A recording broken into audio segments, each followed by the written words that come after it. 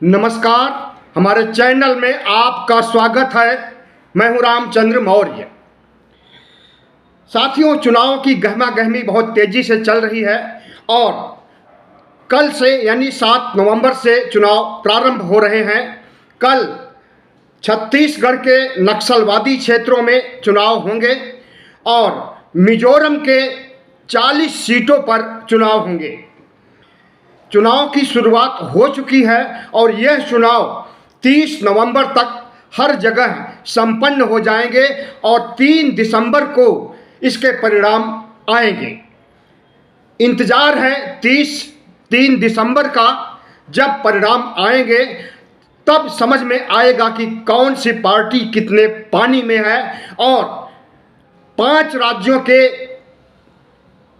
Semifinal में किसकी जीत होती है, किस पार्टी को कितनी सीटें मिलती हैं और किस पार्टी को 5 राज्यों में कामयाबी मिलती है या 1-2 राज्यों में कामयाबी मिलती है और किस पार्टी को 5 राज्यों में कामयाबी मिलती है।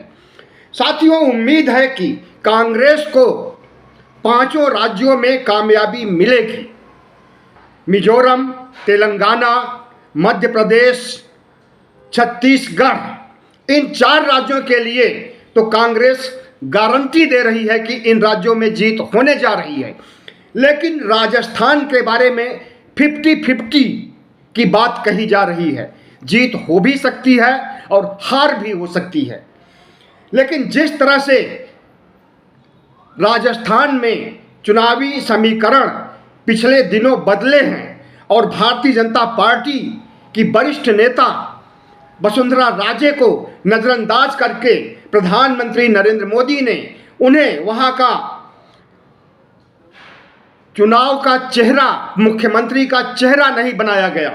इससे भारतीय जनता पार्टी में राजस्थान में ऊहापोह की स्थिति है और यह स्पष्ट नहीं हो पा रहा है अभी तक कि किसे मुख्यमंत्री बनाया जाएगा। यही हाल मध्य प्रदेश का है और यही हाल छत्तीसगढ़ का है। लेकिन मध्य प्रदेश, छत्तीसगढ़ के लिए तो हार निश्चित है, इसलिए वहां पर मुख्यमंत्री का इंतजार या मुख्यमंत्री का चेहरा पेश करने की बात ही दूर है।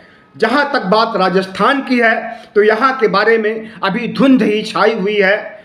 धुंध कब छटेगी? हमें लगता है 3 दिसंबर को ही छटेगी।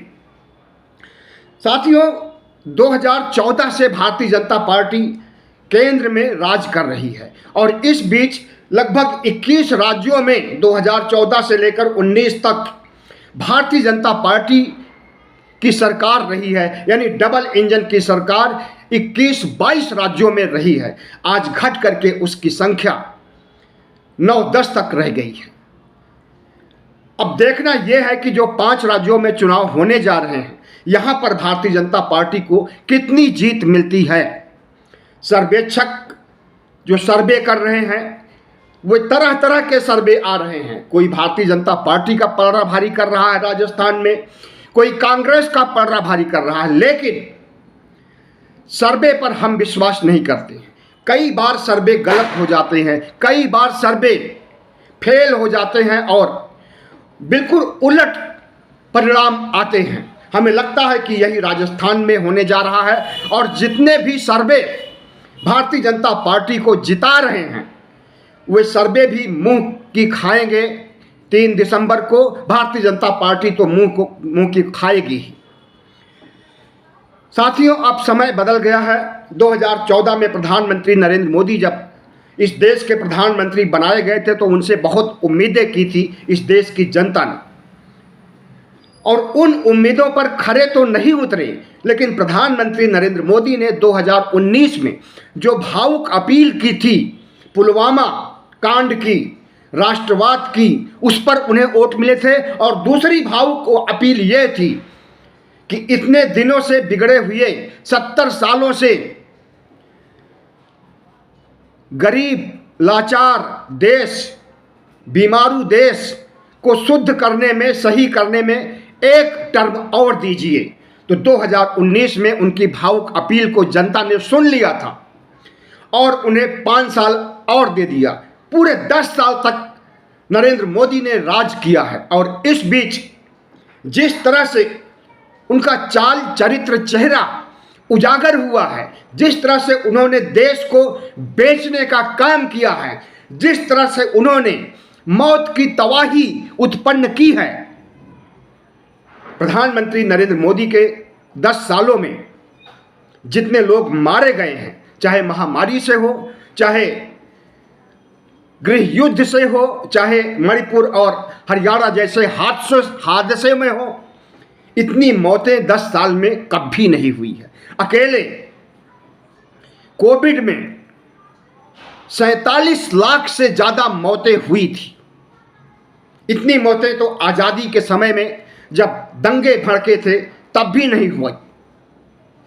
लेकिन प्रधानमंत्री नरेंद्र मोदी इतनी मौतों के जिम्मेदार जो हैं, आज वे किस तरह का सब्जबाग दिखा रहे हैं, किस तरह से भारत की इकोनॉमी को दुनिया की 5वीं इकोनॉमी बता रहे हैं और दुनिया में 5वें स्थान पर अर्थव्यवस्था को ला करके खड़ा कर दिए हैं, किस तरह से भारत चमक रहा है, किस तरह से भारत विश्व गुरु बन गया है, इसकी चर्चा कर रहे हैं। और दूसरी तरफ यह भी चर्चा कर रहे हैं कि हमारे 80 करोड़ लोग भूखे नहीं सोने पाए, इसलिए उनको राशन दिया जाए। और यह राशन का दायरा दिसंबर 2023 में समाप्त होने जा रहा था, इसकी अवधि समाप्त होने जा रही थी 2023 दिसंबर में।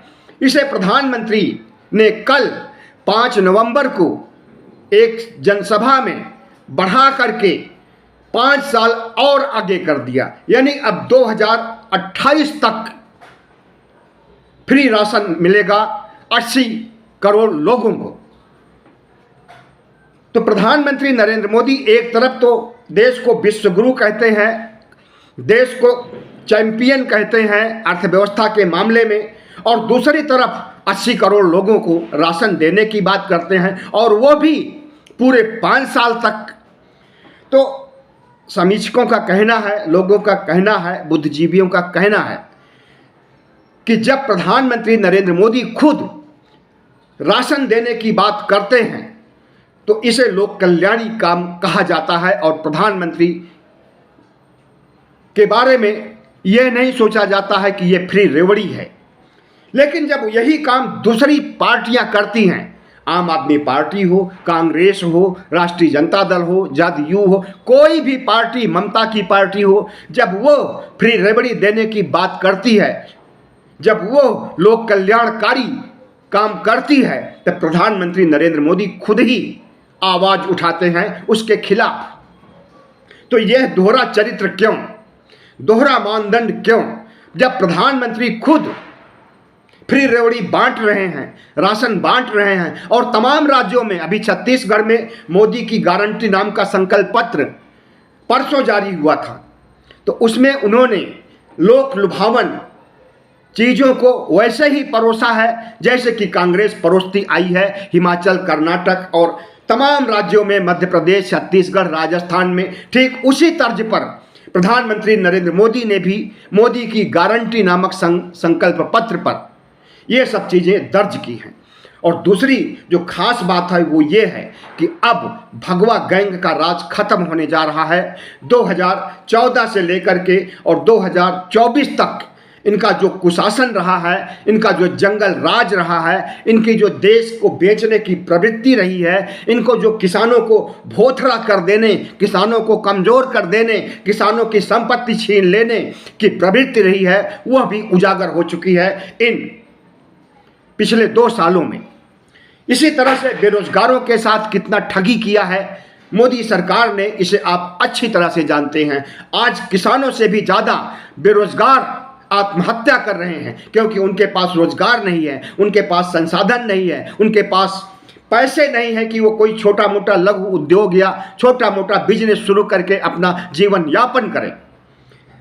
और सबसे बड़ी बात तो ये कि अगर सरकार नौकरी नहीं दे पा रही है तो इन्हें कम से कम बेरोजगारी भत्ता तो दे, कम से कम जिंदा तो रहें। जैसे 80 करोड़ लोगों को 5 किलो राशन दिया जा रहा है, वैसे क्या बेरोजगारों को 2000, 2500, 3000 रुपए महीने में नहीं दिया जा सकता है बेरोजगारी भत्ता के रूप में, ताकि वो आत्महत्या न करें, ताकि वो आत्मनिर्भर बनने की दिशा में कुछ सार्थक प्रयास कर सकें। लेकिन नहीं, प्रधानमंत्री नरेंद्र मोदी जो ठान लेते हैं, जो सोच लेते हैं, वही करेंगे, वही नीतियां लागू करेंगे, चाहे वो नीतियां भले ही इस देश की 140 करोड़ लोगों के खिलाफ हो, करेंगे वही जो प्रधानमंत्री सोचेंगे। और सबसे बड़ी बात, प्रधानमंत्री नरेंद्र मोदी विपक्ष को खत्म करना चाहते। अमित शाह गृह मंत्री ने एक रैली में कहा था कि प्रधानमंत्री नरेंद्र मोदी अगले 50 साल तक राज करेंगे। इसका मतलब है कि बगैर चुनाव के राज करेंगे, राजतंत्र लाने वाले हैं, राजशाही लाने वाले हैं। और विपक्ष का खात्मा जिस ढंग से कर रहे हैं, इंडिया का खात्मा जिस ढंग से कर रहे हैं, सीबीआई, ईडी, आईटी का उपयोग संपूर्ण विपक्ष पर, इंडिया के सभी घटक दलों पर जिस रूप में सीबीआई, ईडी, आईटी का बेजा इस्तेमाल किया जा रहा है, इसे पूरा देश देख रहा है और 95 करोड़ मतदाता भी देख रहे हैं। और सीबीआई, ईडी, आईटी का नाम सुनते ही अब प्रधानमंत्री नरेंद्र मोदी को लोग कोसने लगते हैं, गालियां देने लगते हैं।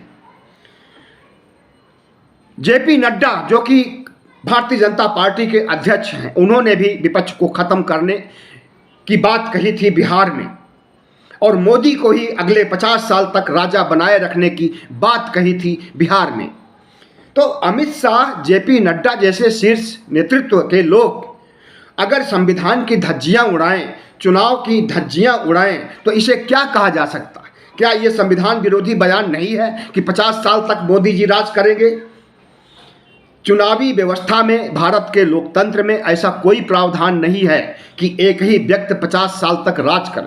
हाँ, चुनाव अगर वो 50 साल तक जीतते रहेंगे तब तो जरूर राज करेंगे। लेकिन हमें लगता है, हमें ही नहीं लगता है, इस देश के 95 करोड़ मतदाताओं को भी लगता है कि अब नरेंद्र मोदी 2024 में जाने वाले हैं। भारतीय जनता पार्टी का अंतिम संस्कार होने वाला है। भारतीय जनता पार्टी भारत मुक्त होने वाली है, क्योंकि प्रधानमंत्री नरेंद्र मोदी की जो नीतियां रही हैं, देश विरोधी रही हैं। प्रधानमंत्री नरेंद्र मोदी ने जितना काम अडानी, अंबानी और कारपोरेट का किया है, उसका आधा भी अगर इस देश के बेरोजगारों का, गरीबों का, किसानों का काम कर देते तो शायद वो तीसरी बार भी शपथ ले सकते थे। लेकिन इन्होंने किसानों को लूटना चाहा, 3 काले कानून बना करके।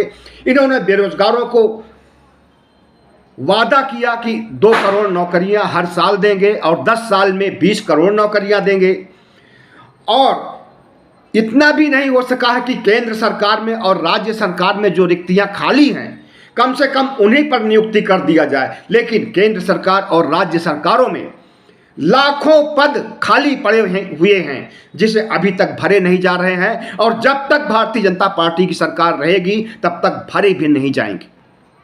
तो जाहिर है कि जब इस तरह से देश विरोधी गतिविधियां खुद प्रधानमंत्री करेंगे और देश को बेचने का काम करेंगे, देश को तबाह कर देंगे, देश की अर्थव्यवस्था को रसातल में झोंक देंगे, देश के लोगों को मरने पर, बेरोजगारों को मरने पर, मजदूरों को मरने पर, प्रवासी यात्रियों को जो कोरोना के समय निकल पड़े थे हजारों किलोमीटर की यात्रा करने के लिए, उनको मरने के लिए अगर किसी ने मजबूर किया है तो वो नरेंद्र मोदी है।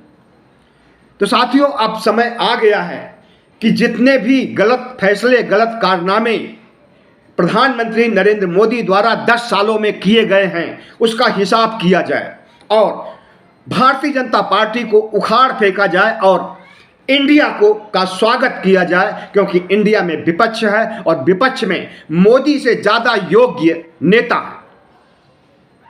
राहुल गांधी का कद जिस तरह से उभर करके सामने आया है भारत जोड़ो यात्रा के बाद, हमें लगता है कि सबसे बेहतर, सबसे अच्छे प्रधानमंत्री वही बन सकते हैं। देश का 16वां प्रधानमंत्री वही बन सकते हैं। लेकिन राहुल गांधी ने भारत जोड़ो यात्रा के समय ही मना कर दिया था कि हम किसी प्रधानमंत्री पद पर नहीं बैठेंगे, हमारी ऐसी भूख नहीं है कि हम प्रधानमंत्री बने। तो जाहिर है कि अब प्रधानमंत्री राहुल गांधी का मान मनौवल किया जाएगा। लेकिन नहीं मानेंगे तो उनके बाद जो कांग्रेस प्रमुख हैं, जो कांग्रेस के अध्यक्ष हैं, जो ओबीसी हैं, जो दलित हैं, जो अंबेडकरवादी हैं, जो बुद्धिस्ट हैं, उनका नंबर आएगा प्रधानमंत्री बनने के लिए।